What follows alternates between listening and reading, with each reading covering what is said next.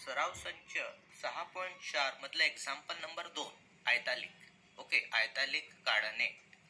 Okay, याआधी आपण सराव संच 6.4 मधलं पहिलं उदाहरण बघितलं आणि त्यावर आधारित काही होमवर्क दिले. आता हे सेकंड उदाहरण.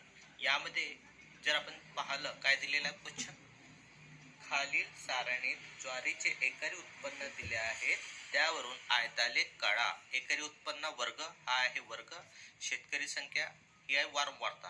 आता एकरी उत्पन्न बघा, 2 ते 3 30, 4 ते 5 50, 6 ते 7 50, 55, 8 ते 9 40, 10 ते 11 20.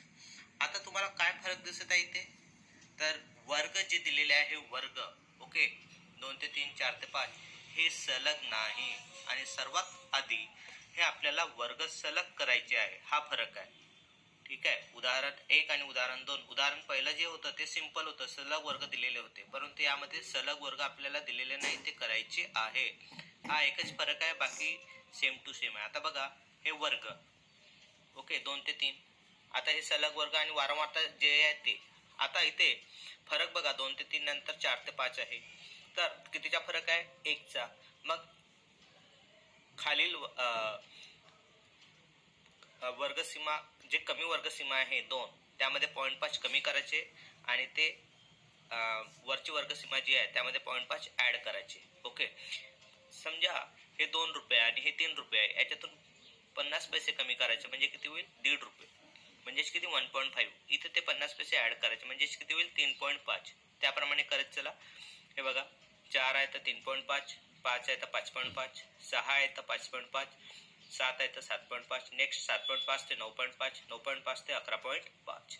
आता जरा तुम्ही बघितले ते, तर हे सलग वर्ग आलेले आहेत बघा, 1.5, 3.5, 3.5, 5.5, 5.5, 7.5, अशा प्रकारे सलग वर्ग आलेले आहेत.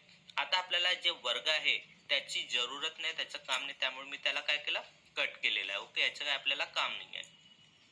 त्यानुसार आता मी काय काढलेलं आहे, ग्राफ काढलेला आहे. ग्राफ, ओके, बघा ग्राफ साठी वर्ग जे आहे ते एक्स अक्ष घेतलेले आहे आपण, वर्ग एक्स अक्ष, आणि वाय अक्ष काय घेतलेला आहे, वारंवारता. ओके, आता वारंवारता म्हणजे काय होते, शेतकऱ्याची संख्या, आणि वर्ग जे होते ते काय होतं, एकरी उत्पन्न. सगळ्यात पहिला वर्ग आपला किती होता, 1.5. ओके, मग काय 3.5. तर बघा आपला सर्वात पहिला वर्ग घेतला आपण 1.5, नंतर 3.5, 5.5, 7.5, 9.5, 11.5, 13.5. आता इथे वारंवारता बघा, 30, 50, 55, 40, 20. सगळ्यात कमीत कमी आहे 20, जास्तीत जास्त आहे 55. कोणत्या पाड्यात ते सुटेबल होतात, 10च्या पाड्यात, बरोबर आहे. मग वारंवारता आपण किती घेतली, 1 सेमी म्हणजे 10. 10च्या पाड्या जेव्हा द्यायच्या, 10, 20, 30, 40, 50, 60, 70, 80. ओके, आणि आता इथे बघा 1 सेंटीमीटरच्या अंतरावर सगळ्यात पहिला वर्ग कोणता, 1.5, मग 3.5, 5.5, अशा प्रकारे पहिले मार्किंग केली आहे. हे सर्व तुम्हाला ग्राफ पेपरवर काढायचं आहे. अच्छा, आता बघा इथे बघा 1.5 सलग वर्ग, 1.5 ते 3.5 किती दिलेले आहे, 30. तर सगळ्यात आधी पाहून घ्यायचं हे 1.5 ते 3.5. आता 30 कुठे आहे, हे 30 आहे. अशा प्रकारे मी 30 काय केलं, मार्किंग करून घेतली. ओके, नंतर 3.5 ते 5.5 किती आहे, 50. मग हे बघा 3.5 ते 5.5 किती आहे, 50. 50 वर मी मार्किंग करून घेतली. 5.5 ते 7.5 किती आहे, 55. ओके, हे 55 म्हणजे 50 आणि 60च्या मध्ये 55, अशा प्रकारे मी मार्किंग करून घेतली डॉटेड लाईन वरून. ओके, मग नेक्स्ट किती आहे, 7.5 ते 9.5, 40 ची मार्किंग करून घेतली. लास्ट किती आहे, 9.5 ते 11.5, 20 ची मार्किंग करून घेतली. आणि त्यानंतर अशा प्रकारे मी बॉक्सेस तयार केलेले आहे. ओके, अशा प्रकारे बॉक्सेस तयार केले. आता बघा, हा आपला आयतालेख पूर्ण झालेला आहे. 4 मार्काचे अतिशय सिंपल एक्झाम्पल.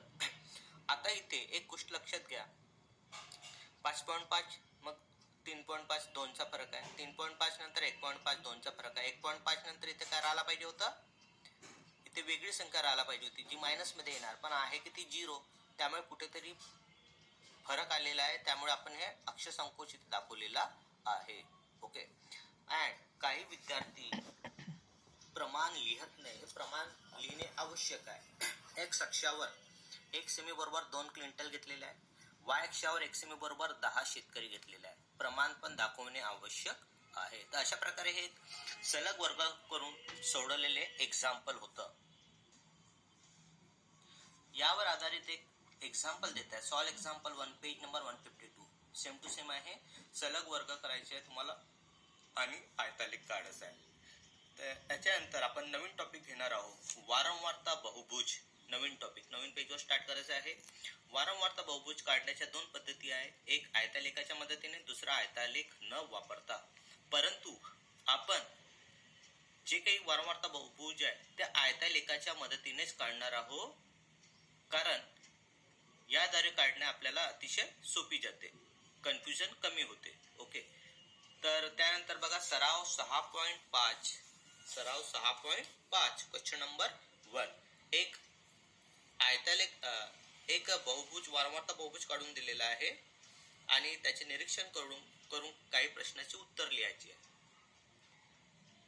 बघा 6.5 पुढील बहुभुजाचे निरीक्षण करून प्रश्नाची उत्तरे लिहा. बघा 20 ते 30, 30 ते 40, 40 ते 50 अशा प्रकारे वर्ग दिलेले आहे. आता 20 ते 30च्या पॉइंट मध्ये घेतलेला, मध्यबिंदू घेतलेला आहे. 30 ते 40च्या मध्यबिंदू घेतलेला. बघा इथे 30 ते 40च्या मध्यबिंदू हा आहे.